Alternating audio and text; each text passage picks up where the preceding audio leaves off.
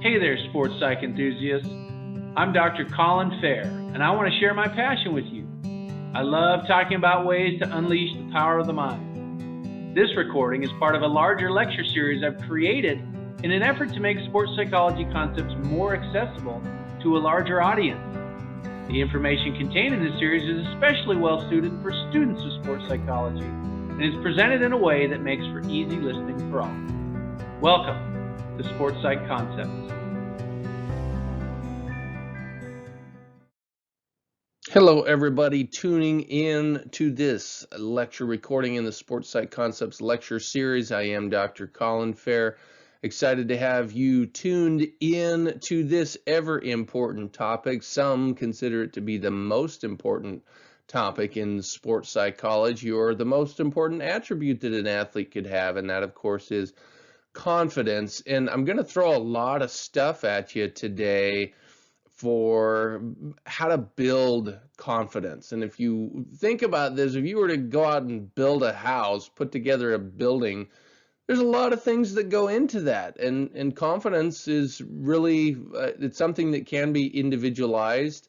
We know it when we see it, but there's a lot of different ways that we can build it. There's so many things that people do. And so I'm going to try and capture as much of that as possible, so you have more things in your arsenal to go out and build your own confidence and get it to that level that you need it to be. So on that track, we'll make sure that we define it along the way, so we have some sort of working definition. We'll touch on the relationship between confidence and performance. It's one of those things that's, well, it's pretty obvious. Can you have too much confidence, right? So we'll talk about that.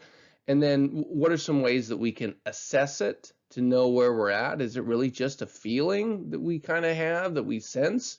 And then, like I said, I'm going to touch on lots of tips for confidence. And one of the big ways to boost confidence is addressing our self-talk, the thoughts inside our head. What's our internal dialogue between our inner critic on one shoulder and our inner coach on the other shoulder? So that will be, I think, very useful. So with that, let's jump into these things. Now, as I mentioned, confidence is one of those things that we know it when we see it. When we see an athlete and they don't even necessarily have to say anything. We see it in their body language, how they're carrying themselves, their positioning, their spacing, their eye gazing behavior. All of those things give us a pretty good indication of their level of confidence. But to make it more specific, it can be more of a trait, a sort of phenomenon that we experience, or what's called global confidence. People just are generally confident in life, in any situation. So for example, it's like, well, the only things I'm not good at are the things I haven't tried yet, right? That would be an expression from someone who has global confidence. Whereas state or situational confidence is more of what is more specific to a particular context. So I may be very confident in my ability to run laps around the track, but not very confident in my ability to do math. Okay, so that's and this is what applies to most people. We can be very confident in one situation and not all that confident in another situation, yet some of us seem to carry just some sort of general confidence into every situation. So I may feel really confident running those laps around the track, and although I may not really actually feel like I'm the best at math, I can have confidence in having a growth mindset, or the ability to learn math. I know I'm confident in my ability to learn, and I know that I'm capable of learning things and getting better at math. And so then I have a different demeanor than someone who just looks at, well, I'm bad at math, right? So the difference between someone who is generally a confident person versus someone who's just a confident person in certain situations. So our self-confidence is a mixture of those two things, because all of us is going to be kind of blended. But we need to we also need to differentiate between self-confidence and self-efficacy, even though they're often used interchangeably. Okay, so confidence itself, it's more of like a global concept, right? So I believe I can do whatever it takes to succeed, right? So that there's a way that we can be more specific between these two things, where self-efficacy, that's more the situation specific type of competence, right? I believe I can succeed in this tennis match. Okay, so you'll hear those terms, you're used interchangeably, but really self-confidence is maybe a better description for just the global confidence, and self-efficacy is maybe better for the situation specific confidence. Okay, so a couple other related terms I want to throw at you that are relevant here. One is mental toughness, right, which really could be its own sort of recording itself, and that there's a belief aspect to that, right? So there's this self-efficacy component. There's this belief in our ability to cope through those difficult or adverse situations and stay focused and determined and have some control in moving toward whatever our long-term goal is, right? So mental toughness is this combination of belief in ourselves to persevere through the adversity, and then maintaining a focus on the long-term goal. Okay, so last term that is important to understand is this optimism or positivity, right? So that's just someone's tendency to look for the best possibilities in every situation. So this is related to that sort of global confidence. Someone comes in and they look at things positively and constructively, and they tend to also be more confident. So now that we got those terms, let's keep plugging along into some of these other ideas. So how much confidence is the optimal level? This is one of those, well, how much confidence do I need to succeed? Is there an optimum? Like, what is it that we need to have? Because can you just have so much confidence that it can overcome your lack of ability to perform? And of course, confidence will never overcome incompetence. If you can't do it, if you can't perform, you don't have the ability, it doesn't matter how confident you come across as, you're not going to achieve the performance level that you want. So we need an optimal level to persist in the face of adversity, but still believing that we can do it, right? So we have to have that overarching belief, but then we have to have that sort of balance with some amount of realism. So it's almost like an inverted U, but it's a little more narrow. So there is that sweet spot in the middle. It's possible to have a lack of confidence, right? When we have skill, but we don't believe in ourselves, would be a lack of confidence. So coaches see this sometimes in athletes, where the athlete doesn't believe in themselves, but the coach looks and sees, well, you're capable, you have what it takes, you just don't believe in yourself. So that would be a lack of confidence. So performance isn't going to be as good as it could be because they don't have that confidence factor. But we also can overshoot it, right? And there's some arguments out there that, well, you can't really have too much confidence, right? And so that's true if your skill level backs it up. Okay, if your skill level backs up the level of confidence that you have, then yeah, you can't have too much confidence. But it's possible to have an inflated sense of confidence. So that is when our confidence is greater than what our abilities warrant or suggest we are capable of. Okay, so we have an inflated sense. We think we're better than we actually are. And that can lead to poor results. It's like, you're not actually as good as you think that you are. A lot of us struggle with that to a certain extent in different areas of our lives. So we may go out and overlook opponents, right? So an underdog may jump out to an early lead, then they build some confidence, and then the team who's actually better may have a loss of confidence. They came in with inflated confidence, think it was going to be easy, they were going to walk over their opponent, and then all of a sudden they're behind and they're thinking, what are we doing? Maybe we're not as good. Their confidence drops, their performance drops even worse, and they struggle to come back. So we also can have false confidence, where basically we're just putting on a show. So you maybe heard that term little man syndrome, or different expressions out there for this idea where we're bluffing, right? We put up this, we ruffle our feathers and puff up our chests and put on a show to make it appear as we're more confident than we actually are, to overcompensate for some lack of confidence or insecurity that we have deep down. So with this, again, it's the idea is that there is an optimal level of confidence that we can achieve, but if confidence and competence match up and they're really high level, it's not really possible to be overcompetent or overconfident when it's based on our ability and our actual skill level. So it's like, yeah, be as confident as you, have as much of that as you possibly can if it lines up with what your ability level is. Now, how do we assess confidence now that we kind of have an understanding of how much we need? Well, there's different ways that we can do this. So you can use a confidence profile is what it's called, to build an honest self-awareness. And this is, again, what's important anytime you're doing some sort of assessment where you say, okay, on a scale of 1 to 10, rate where you are for these different attributes that you need to have to be successful in your sport or your craft. Okay, so that's a self-report measure where we're just, scale of 1 to 10, I'm going to put myself on there.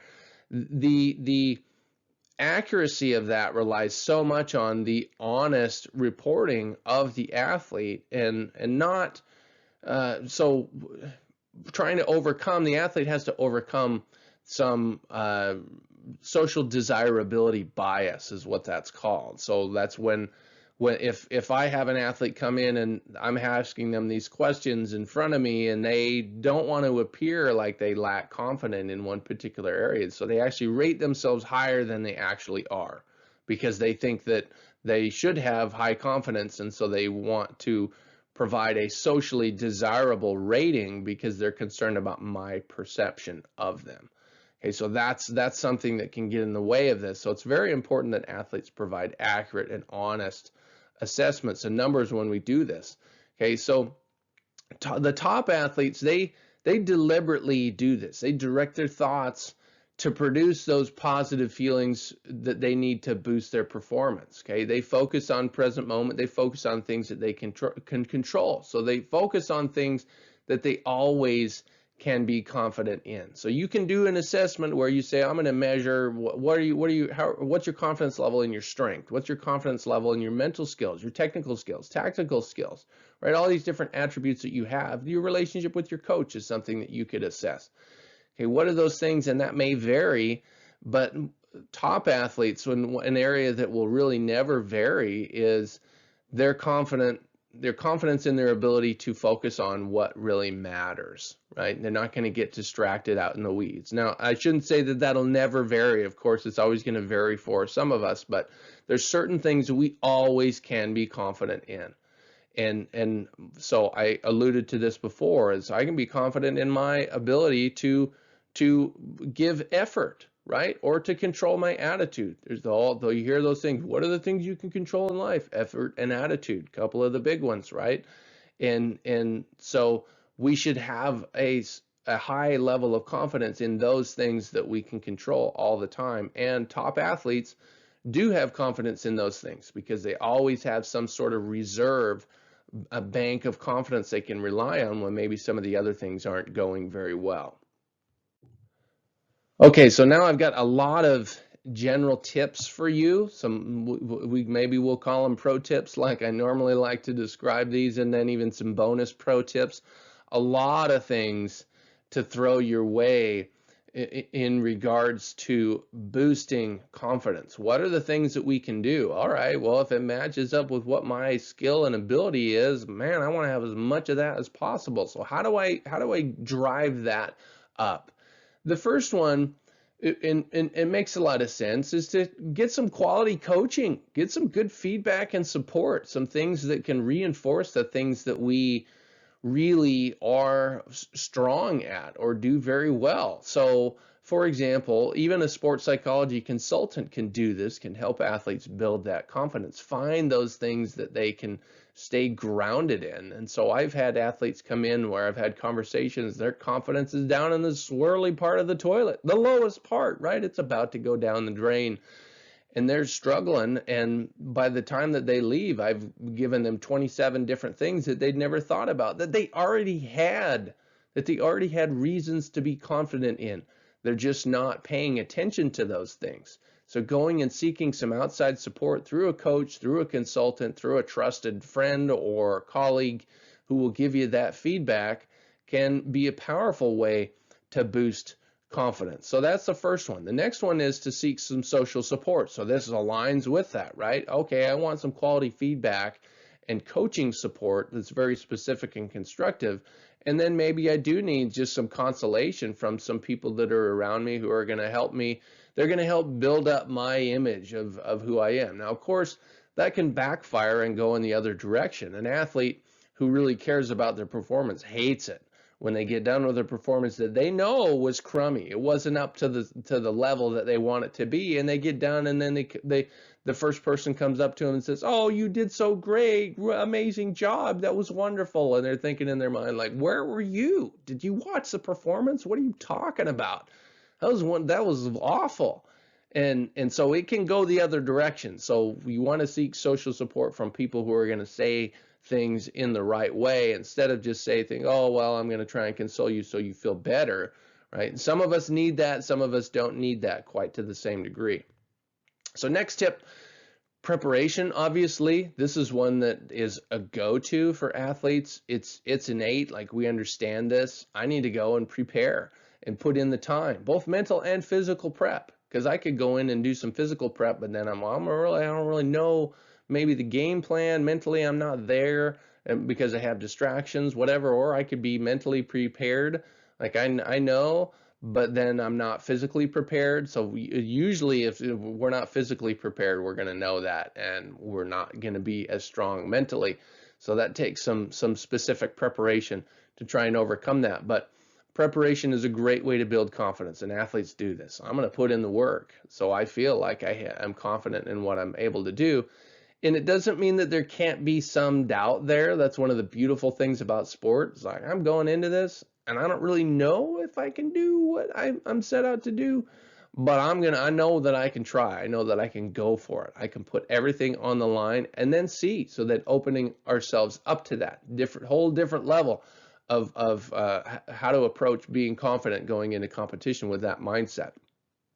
Another tip is something that is hard to give somebody. Some athletes just have these innate factors, this sense of confidence that they have. What I was talking about earlier is that global confidence. Some people just are confident. They seem to just carry this air with them, and they don't have a lot of doubt. They have a lot of belief in themselves. They think that they just have what it takes, right? And so it's really hard to give that to somebody, but if there's ways that we could do that and get them to adopt that mindset. So there's all sorts of books out there about this, right? What is a championship mindset like, right? The winners, what do they think like? And many of them would have what we would describe as these innate factors. So we can try and emulate that, would be an example to boost confidence. We also need to take advantage of a competitive advantage. If we have a weak opponent, those are things that can boost confidence. So, for example, if I am in a competition and I'm an athlete, and if I'm paying attention and I see the body language start to drop of my opponent, or there's some way that I can get, so some athletes try and do this by trying to get under their skin in maybe an unsportsmanship-like way, and they use that to try and tear down someone else's confidence. That's not what I'm talking about here. It's where your actual execution of the game plan is leading to those sorts of things happening. And so we're just reading what our opponent's doing, and we say, okay, well, I have an advantage here. Or maybe this opponent is weaker than me for these few reasons, and I'm confident that I can keep going after those things because the goal is to win, right? And that can boost confidence in a big way. One of our biggest reserves for confidence is past situations, past experiences, things that we can draw from. And this is true even when an athlete's going through some sort of a slump. So we have this recency bias, which is a tendency to pay attention to more of the things that we've experienced recently, our more recent experiences. And so athletes can be going through a slump and they're thinking, oh my gosh, I've lost it. I'm never going to get back to where I was, and they're emphasizing where they are now instead of where they were. Like you've accomplished all these things. You can use those past images and experiences and successes to lean on, say, okay, I know that I have it in me. I know that I have those things in me that I can use and go out and compete with the confidence and focus on the next skill execution. Now, of course, there's limits to that, right? Aging is a real factor. It's like, man, maybe you're not actually going to be what you're a 35-year-old athlete. You're not going to be what you were when you were 22 or 24-year-old athlete. It's not going to be exactly the same, but you can still draw on some of those mental performances that you had in the past. And this is actually one of the most powerful ways to boost confidence, is to focus on our own sort of mastery accomplishments or past accomplishments or performances. Now, another tip is trust, right? Having things that are just our anchor points that we can lean on, trust in our teammates, trust in our coaches. This is very important when things start to break down in competition. Maybe we have a few bad plays in a row and things aren't going the way that we want them to go. Do we have an anchor point of trust in things that we can always be confident in? Well, I know things aren't going, but I trust my coach to do the right thing in these situations. So I have that confidence in them to be there. I have confidence in my teammates to be there and to do the right thing. And that is obviously a powerful source of confidence in those particular types of situations. And then self-awareness. So we need to know what it is that we want. We can't go out there and just kind of be wandering and wondering and have other people's reasons for doing what it is that we're doing. We need to know exactly what it is that we want. And so then we can derive confidence from that because we know what our path is. We know what our direction is. We know where we're going because we have that self-awareness. And if you tie that into your overarching life purpose, what it is you're trying to accomplish, then that can be a really powerful source of sort of foundational confidence because we just have the awareness of that. So those are some general tips. So now I'm going to throw in some bonus tips here because I said at the beginning, there's so many different ways that we can build confidence. And I want you to have as many ways that might resonate with you to use for yourself or to use with athletes you may be working with. So the first one is it ties into this self-awareness thing, right? So we need to know what our strengths are, and we need to actively try to develop sources of confidence. So that's certainly a big self-awareness piece, is what are our strengths? And am I actually trying to develop confidence, or am I just showing up to practice and I'm just doing what I'm doing and it's just kind of happening on its own? And a lot of athletes are in that boat. It just comes together, and sometimes they're confident, sometimes they're not, because they're not systematically trying to develop their confidence from multiple sources, because one area it can drop down. So if all we ever do is rely on how we're performing recently, then that goes up and down, right? So our confidence is going to go up and down. But if we want to have a steady stream of confidence, we need to diversify the sources of where our confidence is coming from. So really a big one there. We should also focus on controllable performance factors. This is a big one, right? What's controllable? That's a whole lot more consistent.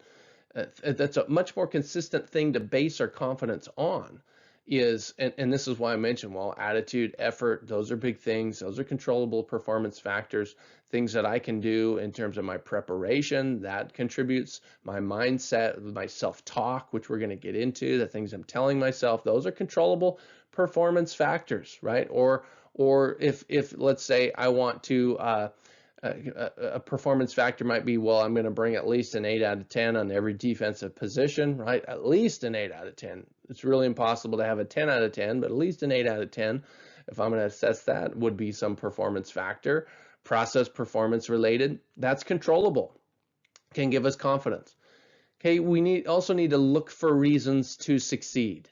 And so this is the whole playing to win mindset versus playing not to lose mindset. Well, I'm playing not to lose, I'm emphasizing the wrong thing, and I'm looking for reasons not to lose here. right? I'm not looking for reasons to succeed, right? And then the frame of reference matters there. So we need to look for reasons to succeed in whatever the situation is, even if that means we're actually going to lose, because succeeding is more than winning and losing. A very, very important thing to understand.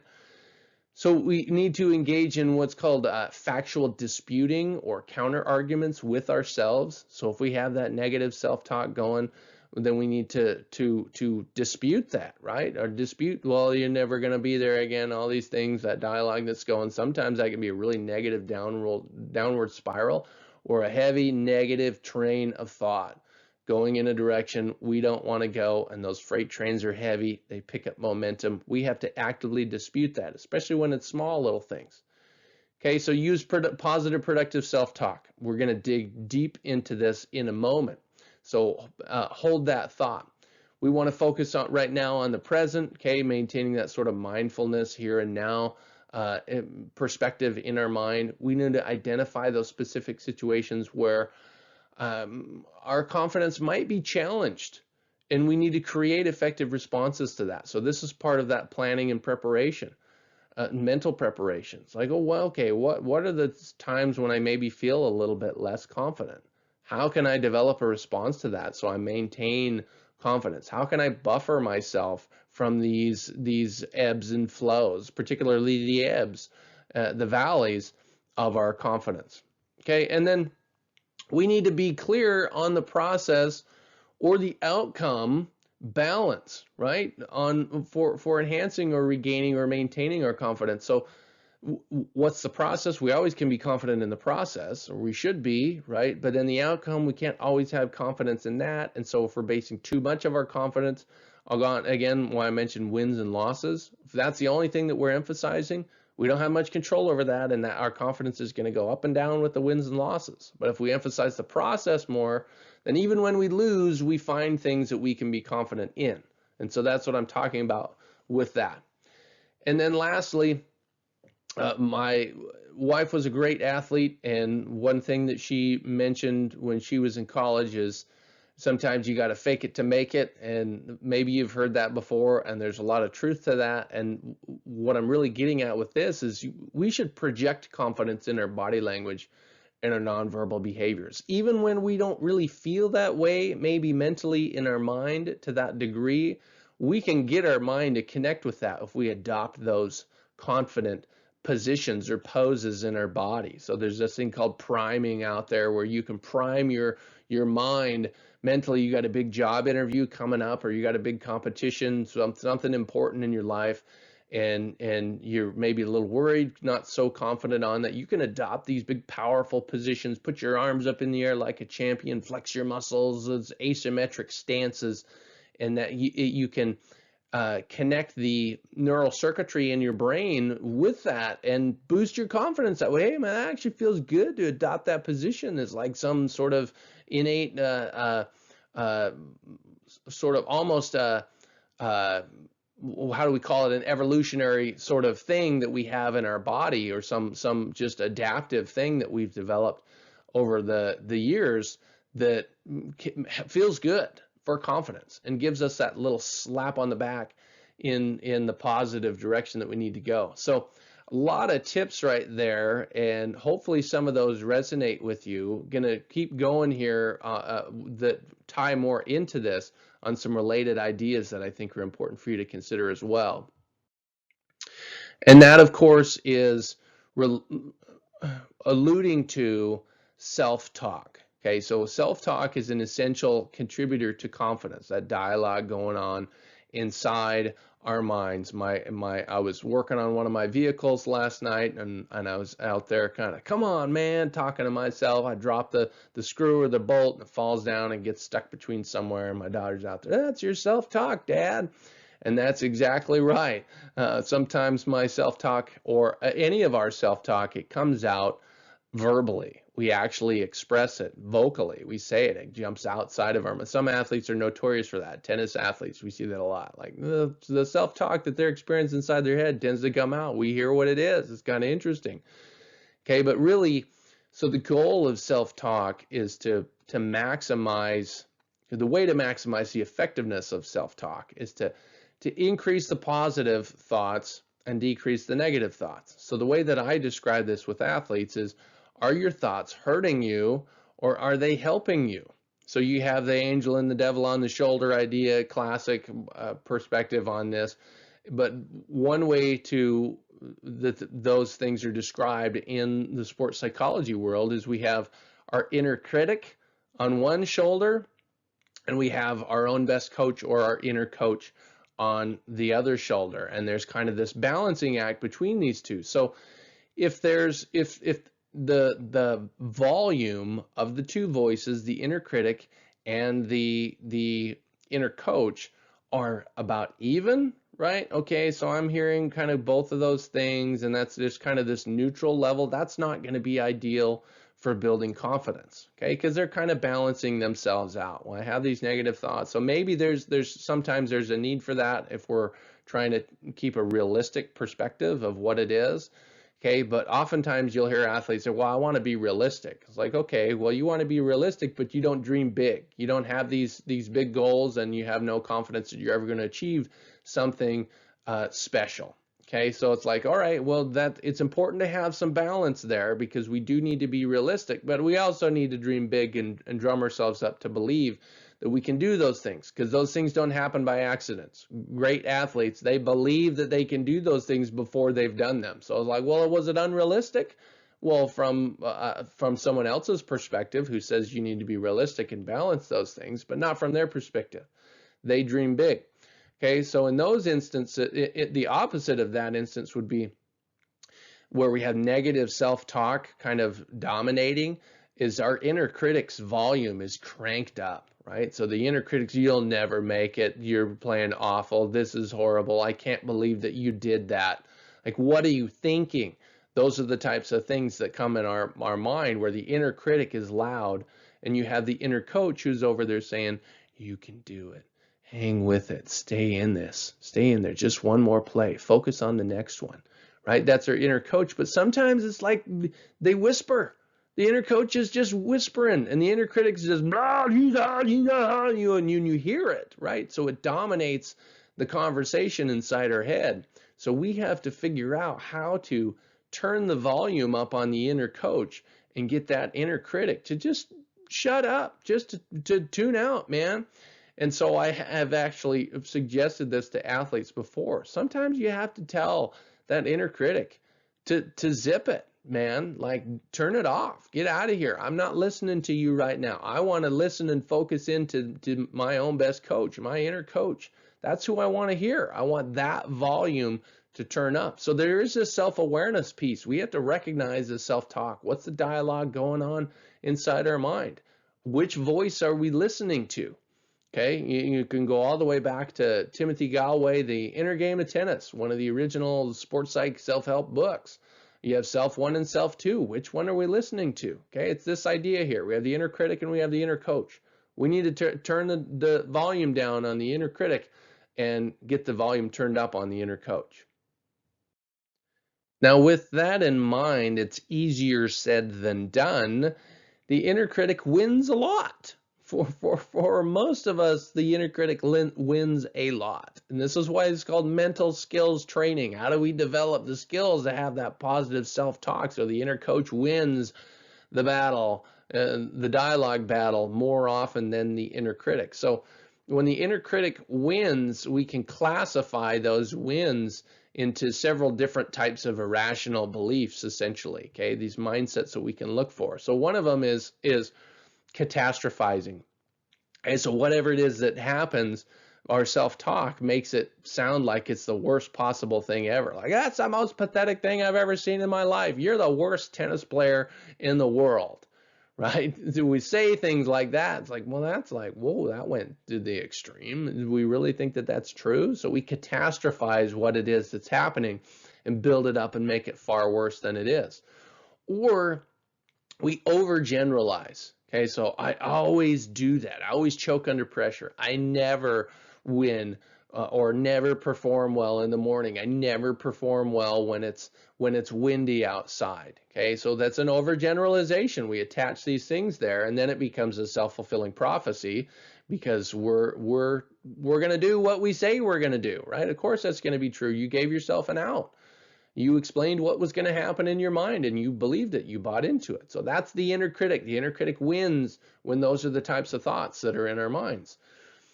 Another thing we do is we blame. Okay, we blame. Coach didn't train me right. They didn't have me doing the proper workouts before this competition, and so I wasn't ready, and I can't believe that. Or we'll blame our teammate in some situation instead of looking inward on what we could do. Those are expressions of the inner critic, catastrophizing, overgeneralizing, blaming. Also, this thing called mustification, right? So believing that everything should be governed by some sort of rigid set of rules, right? Or that we should get everything our way. It's mustification. I must get that. I deserve this is the mindset there, which is like, well, sure, but everybody deserves it. Like, yeah, you worked hard, but what are you basing that on? You worked hard, and so you deserve this, so you should get it, right? That's mustification. I must get these things. And that's unrealistic. Not everything is totally black and white. It's not that rigid. And so we have to have some sort of flexibility with that. And we can easily fall into this rut, especially with the I deserve it thing, right? I deserve this. Like, sure you do. But so does the other person. So does the other athlete over there. We also can have this polarized winning or polarized thinking, right? Which is the idea that winning is everything. Okay, so it's like, well, there's just one end of the extreme. Okay, here where it's like that's the only thing that matters, and there's nothing else in there, and there's nothing that you can do to convince me that anything else matters. So it's very polarized and can be hard to work with athletes like this if you're in sports psych consulting, because it's hard to help them adopt a different thinking pattern on that, right? Or to consider a different way of looking at things. It's like, well, that's the only thing I've ever known. It's that winning was everything. Like, okay, that's really hard. You're on one end of the spectrum there. We also can have perfectionism. Now, there's two ways that you can classify perfectionism, and they're both not bad. Like, one is adaptive perfectionism, which is just basically an athlete holding themselves to a high set of standards. Now what's wrong with that, right? There's nothing wrong with that. If it's adaptive, it's helping them move in the direction that they want to do, and they have a little bit of perfectionistic tendencies, but it's not the end of the world if they don't achieve that. Like, they recognize that perfectionism isn't totally possible in every situation. And so they acknowledge that, but it doesn't stop them from striving for it, to do it as well as they possibly can. So that's more adaptive, where obsessive perfectionism is the other direction, where it's just like the world's going to end if they're not perfect. And so they beat themselves up, and there's all this negative fallout from those perfectionistic tendencies, where it's no longer adaptive, it's maladaptive or obsessive in that situation. The inner critic can also win when we have a fear of failure mindset. Okay, so where we fear the repercussions that come with failure. My dad's not gonna love me. My coach is never gonna play me again if I don't succeed. If I make mistakes along the way. And so this fear of failure, that's the inner critic, that mindset, those when we're telling ourselves those sorts of things. Of course, the remedy for this is you got to want it. You got to want whatever the goal is more than you're afraid of. You got to want to win more than you're afraid to lose. Okay, this is essentially what that comes down to. But a lot of athletes are paralyzed by this fear of failure concept, and that's the inner critic. So social approval is another one, the inner critic, like where I'm focused on what am I doing this for? I'm doing it for social approval because of the accolades and the recognition that I'm going to get. And so I'm thinking about that in competition. Like, what is this going to mean for me when if I win this? I start thinking about that before I've even won, and then my performance goes down because I was listening to the inner critic, getting me to believe that that's what matters. It's the angel and the devil on the shoulder, right? We want to listen to the angel, our inner coach. And equity is another one that sometimes we get caught up in. Like, it's got to be fair, right? Everything's got to be equitable in terms of we get the same outcome, essentially. And one of the number one rule that a college coach that I worked with when I was a graduate student, the number one rule on the team is that life's not fair, right? It's not going to turn out that way. It's certainly not in sport, right? Because it's who can compete to the best, who can perform the best. That's exactly what we're looking for. That's what we're trying to accomplish. And so some athletes who get held up on this, well, that's not fair idea, or I got cheated out of this sort of thing. That can be the inner critic taking over to where we think that it needs to be that way, when in sports it's not that way, right? Bigger, faster, stronger. There's going to be athletes out there that are all of those things in competition, and so it's finding the inner coach to help us realize that and accept that and work within what we've got. And then lastly, social comparison can be a really bad one for the inner critic, where it's like where I'm trying to measure up to all of these different other athletes out there, or some other person who I maybe admire or look up to, and that's my constant comparison. And so then if I'm not matching up or measuring up to that person, then the inner critic they're going to start beating me up. You'll never be as good as this person. You'll never be as good as your dad, right? These are thoughts that real thoughts that athletes have. And this is when the inner critic wins. So we need to find ways to overcome this, most importantly. So how do we do that?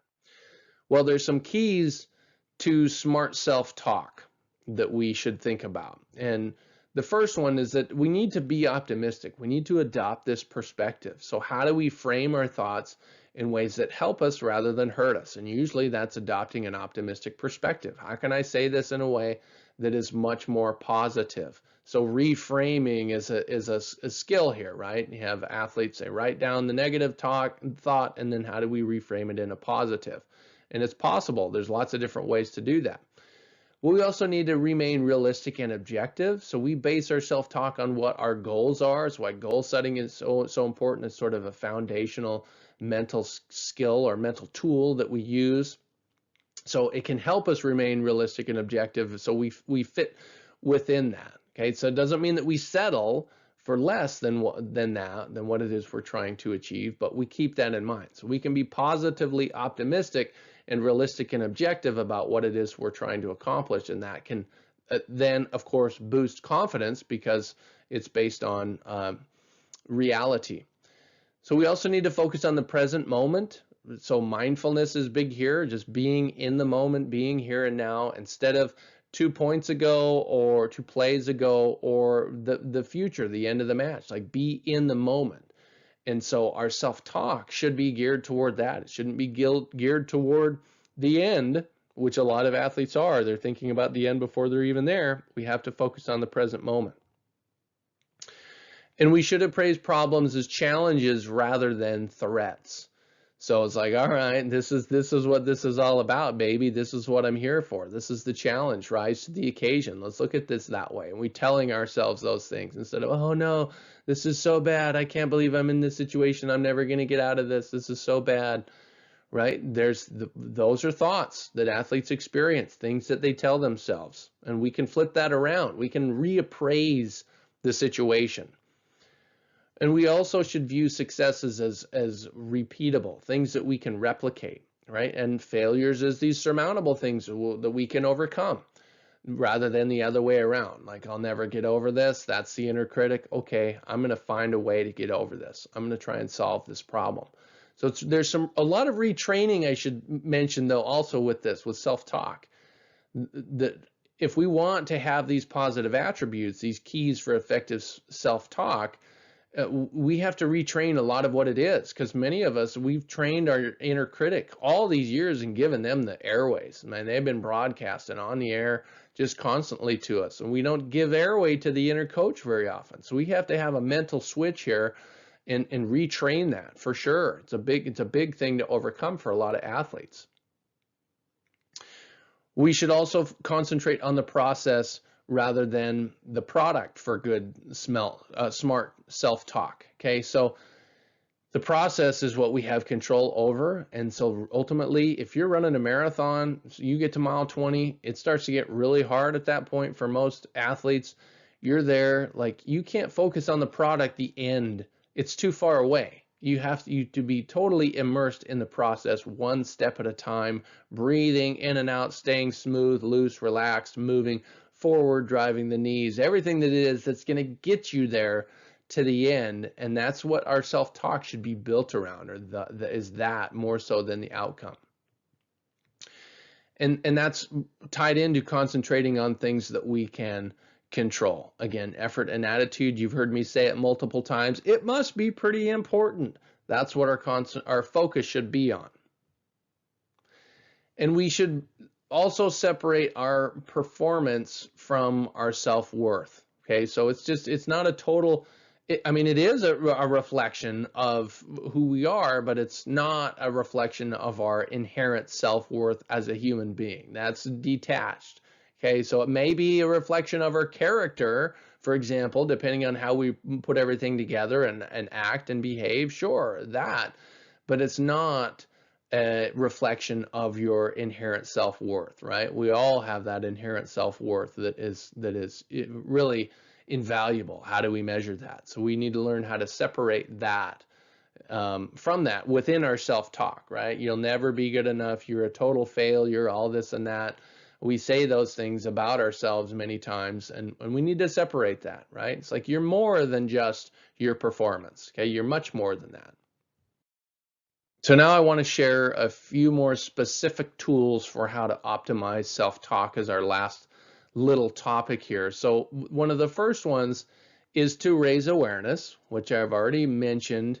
And so I want to take that a little bit deeper. There's on ways that we can do that. So we need to be aware of what it is that we're telling ourselves. Now, this is usually actually very easy. Athletes can recall what it is that they said in a particular moment. They know their go-to, the things that they say regularly. It's just formalizing that process for a lot of athletes to get them to actually look at it and say, oh yeah, the inner critic was coming up big time. Okay, so retrospection is a really good thing that we can do here to raise that awareness. So having them recreate the thoughts and feelings that occurred during a particular moment in a good or a bad performance. Okay, so we want to compare both of those to get them to sort of acknowledge, yeah, what made that good performance good? What were you telling yourself? Okay, so we want to recall all of the specific circumstances that led to those thoughts and the resulting performance, okay, is what we're trying to do. So some specific things that we can do with that, you can use imagery, so they recreate those images in their mind and those thoughts that they experienced, and they log all of that. Okay, so you can do a practice log, a competition log, where they're just noting the things that they said to themselves, right? Or they could say, you know, you have the classic wear the rubber band around your wrist and you snap your wrist every time that you have a negative thought, or there's different applications of this, okay, but you switch the rubber band to one wrist every time you have a negative thought or whatever. So you're having this behavior, attaching this behavior to the thought, to the conversation that's going on. And that's a really great way to raise awareness, okay? And that could be, you can tally the negative thoughts that you had, called negative thought counting, right? Where you're logging all of this. You're creating data, a record of what it is to really cement that awareness. Like, oh yeah, I kind of was aware of this, but I realized, holy cow, negative thought counts, the tally gets way up there. Man, when I go back and I look, or I'm paying attention to that, it's way too much stuff going on. Okay, and so you want to jot down when you're logging that, like, what do I say before, during, and following my good and poor performances, okay? And how frequently am I talking to myself, okay? Those are different tools that we can use to raise awareness. Now, how do we program positive thoughts? Okay, so once we've raised our awareness, how do we program those positive thoughts in there the way that we want to? There's lots of different ways that we can here. So you can use affirmations, that's classic, like I can do this, I am speed, I am whatever. You hear there's so many different examples out there. You want it to be meaningful to the individual. Mottos, slogans, different cue words, right? Up, easy, float, things like that athletes tell themselves. You can use your own highlight reel, which I think is great because we watch that and we see all these positive imageries that we're blasting in our mind. And if we need to go to greater lengths, we can use hypnosis, where we go and this is just like a deeper form of imagery, okay, where we connect into these lower levels of the brain, below our conscious brain, our conscious mind, and we can hypnotize ourselves and attach these positive thoughts there, these things that we tell ourselves. So there's different ways that we can take that to the next level when we're programming those positive thoughts. Okay, so that's up front. Now, how do we reframe the negative thoughts? Okay, so we need to raise awareness, first step, see what's going on. Then we need to program these positive thoughts, be intentional about that, all these things. Write the affirmation on your mirror so you see it every day in the bathroom, right? Write it and put it on the background of your phone screen or whatever. We program those things that way, and then we also need to reframe the inner critic when the inner critic comes, because they're not going to go away. You're not going to flick that person off your shoulder. They're going to be there, right? All we can do is kind of turn the volume down, and sometimes that volume cranks back up. Okay, so we have to know how to, when the inner critic comes in, then we have the inner coach say, no, now hold on. This is really how you want to look at this situation. Okay, so we need to be able to detect it first, to recognize it. Okay, I'm overgeneralizing here. I see what's going on. I'm catastrophizing. I'm building this up. This is mustification. I need to cool it and relax a little bit.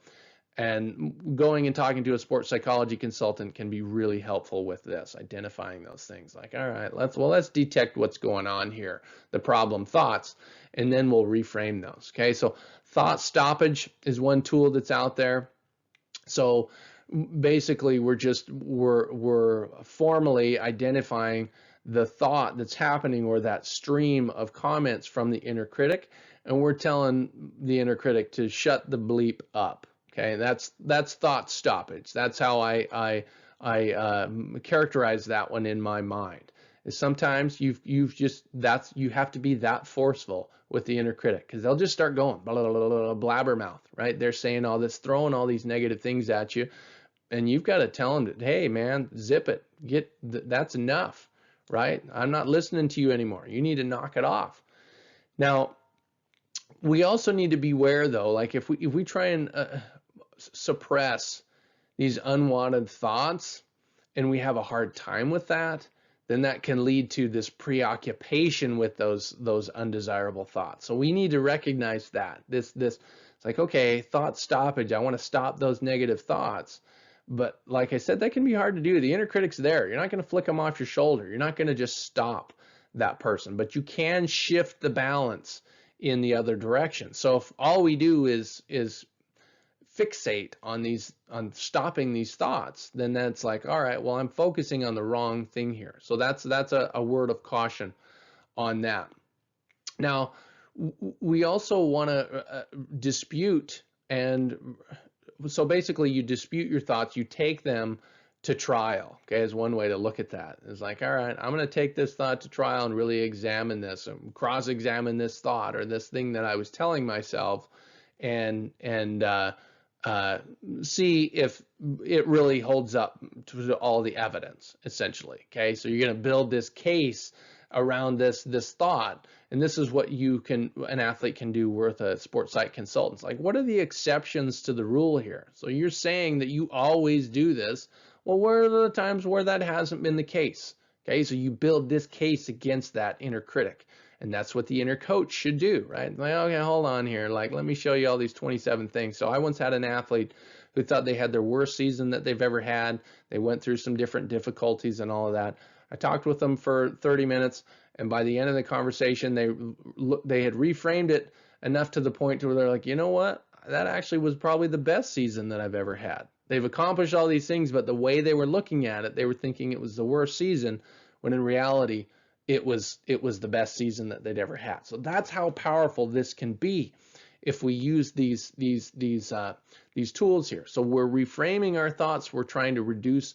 One of the things that can do is reduce pressure and frustration that athletes feel when they're initially unable to control their thoughts. Okay, so let me tell you this also with this. So it's easier to replace a bad habit than it is to break it. So this is just another way to express that. You're not going to flick the inner critic off your shoulder, but maybe we can replace some of those thoughts with some better ones. And that's what we're trying to do. Okay. So it's just creating these alternative frames of reference and different ways of looking at the world is what we're striving for here. So we can interpret what it is that's happening in a more positive way. So if we do this effectively, we can actually transform our weaknesses in what it is that we would describe as our difficulties and get those to become strengths. Okay, so there's different tools on how we can actually restructure our thoughts, right? ABC cognitive restructuring is based on rational emotive behavior therapy, where you have some sort of activating event, and then you have the behavior, what it is we did, and the consequence that comes from that, and the thoughts that came from that. And so then we want to dispute those thoughts and replace them with some sort of facilitative or flexible adaptive thoughts. Okay, so lots of different tools that we can get specific on how to optimize self-talk, but we got to dig in there and find ways to get that inner coach to speak up for us.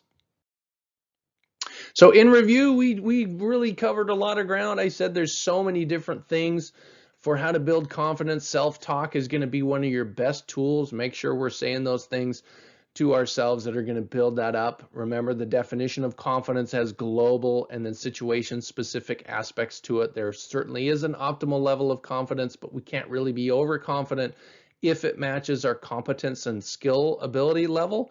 But if it doesn't, we can have fake confidence or overconfidence, and we certainly can lack confidence. Okay, so we want to find ways to assess that along the way in different areas. So you maybe measure it globally, but then confidence in your different areas, and it needs to be an honest self-assessment.